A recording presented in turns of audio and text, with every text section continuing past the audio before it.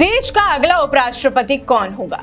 राजनीति के गलियारों में यही सवाल सबसे बड़ी चर्चा का विषय बना हुआ है। हर किसी की निगाहें सिर्फ इसी पर टिकी हुई हैं कि आखिर इस पद से किसको नवाजा जाएगा, क्योंकि पूर्व उपराष्ट्रपति जगदीप धनखड़ ने इस्तीफा दे दिया है। हालांकि उन्होंने अपना इस्तीफा अपनी तबीयत ठीक नहीं रहने की वजह से दिया है, लेकिन कुछ टाइम से वो भी सुर्खियों में नहीं है। पता नहीं कहां गायब है, ये भी एक चर्चा का बड़ा विषय है। लेकिन अब सियासी गलियारों में चर्चा ये भी तेज है कि आखिर कौन होगा अब नया उपराष्ट्रपति। बीजेपी संसदीय बोर्ड की बैठक की बात की जाए तो जल्द ही नाम घोषित करने की या फिर जल्द ही नाम पर मोहर लगानी की जा सकती है, और इस बार 3 राज्यपालों के नाम सबसे आगे बताए जा रहे हैं। वहीं विपक्ष भी अपने उम्मीदवार उतारने की तैयारी में फुल ऑन लगा हुआ है। आइए जानते हैं कि उपराष्ट्रपति की रेस में बीजेपी की तरफ से आखिर कौन कौन शामिल हो सकता है और किन किन नामों की चर्चा सबसे ज्यादा सियासी गलियारों में गूंज रही है। देश के पहले उपराष्ट्रपति के चुनाव को लेकर दिल्ली की राजनीति गर्मा गई है। बीजेपी संसदीय बोर्ड की बैठक में इस पर बड़ा फैसला हो सकता है।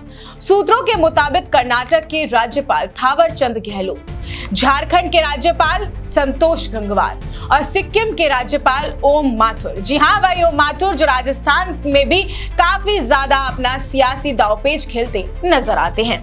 इन तीनों नामों पर सबसे ज्यादा गहन चर्चा है।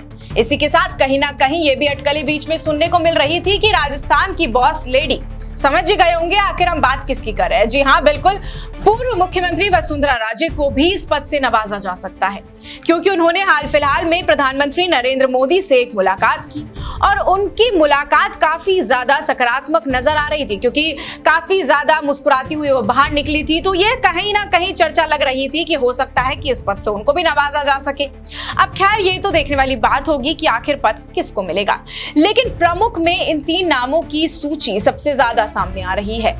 सबसे ज्यादा जो बीजेपी को संगठनात्मक और राजनीतिक तौर पर संतुलन बांधने में मदद कर सकते हैं। इतना ही नहीं, संगठन को भी मजबूती देंगे। एनडीए नेताओं ने प्रधानमंत्री नरेंद्र मोदी और बीजेपी अध्यक्ष जेपी नड्डा को अंतिम फैसला करने के लिए अधिकृत कर दिया है।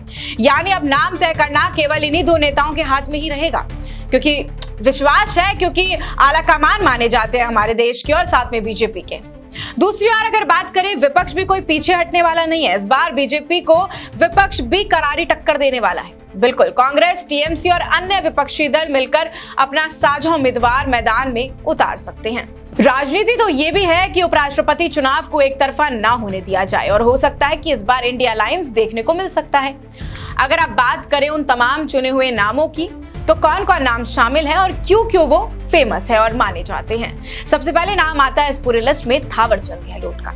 लंबे समय तक केंद्रीय मंत्री रहे हैं, संगठन में गहरी पकड़ भी रखते हैं, आरएसएस से भी जुड़े हुए नेता हैं। दूसरा नाम आता है संतोष गंगवार का। बिल्कुल अनुभवी सांसद है और कई बार केंद्रीय मंत्री भी रह चुके हैं। प्रधानमंत्री नरेंद्र मोदी के भी करीबी माने जाते हैं, अमित शाह के भी करीबी माने जाते हैं। वहीं तीसरा नाम आता है ओम माथुर का। ओम माथुर को कहते तो है कि राजनीति में काफी ज्यादा बड़ा नाम है, और साथ में जब भी कहीं पर चुनाव होते हैं, ओम माथुर कहीं ना कहीं अपनी भूमिका अलग से नजर आती है उनकी, और दर्शाते हुए भी नजर आते हैं। ओम माथुर संघ पृष्ठभूमि से आते हैं और पार्टी संगठन के मजबूत चेहरे भी माने जाते हैं।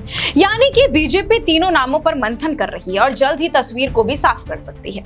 उपराष्ट्रपति चुनाव 2025 अब दिलचस्प मोड़ ले चुका है और जल्द ही अब नामों की घोषणा भी कर दी जाएगी।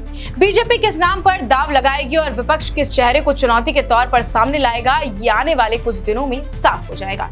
लेकिन इतना तो तय है कि दिल्ली की सत्ता और गलियारों में फिलहाल सबसे बड़ा सवाल यही है कि अगला उपराष्ट्रपति आखिर कौन होगा, किसको इस पद से नवाजा जाएगा। साथ ही अभी हर किसी के दिमाग में यही प्रश्न चल रहा है, और ये प्रश्न आपके भी दिमाग में कहीं ना कहीं आ रहा होगा। तो आपको क्या लगता है, अगर बीजेपी ने इन 3 नामों में से किसी एक को उतारा या तीनों नामों में से सभी को उतार दिया, तो क्या लगता है किसको पद से नवाजा जा सकता है, या फिर इन 3 नामों के अलावा किसी और नाम का भी चर्चा हो सकती है? क्या पता वसुंधरा राजे को भी इस रेस में उतारा जा सकता है। आप सबका क्या कहना है, क्या सोचना है, हमें कमेंट सेक्शन में बताना बिल्कुल भी मत भूलेगा। मैं आपके साथ प्रिया बंसल, नमस्कार।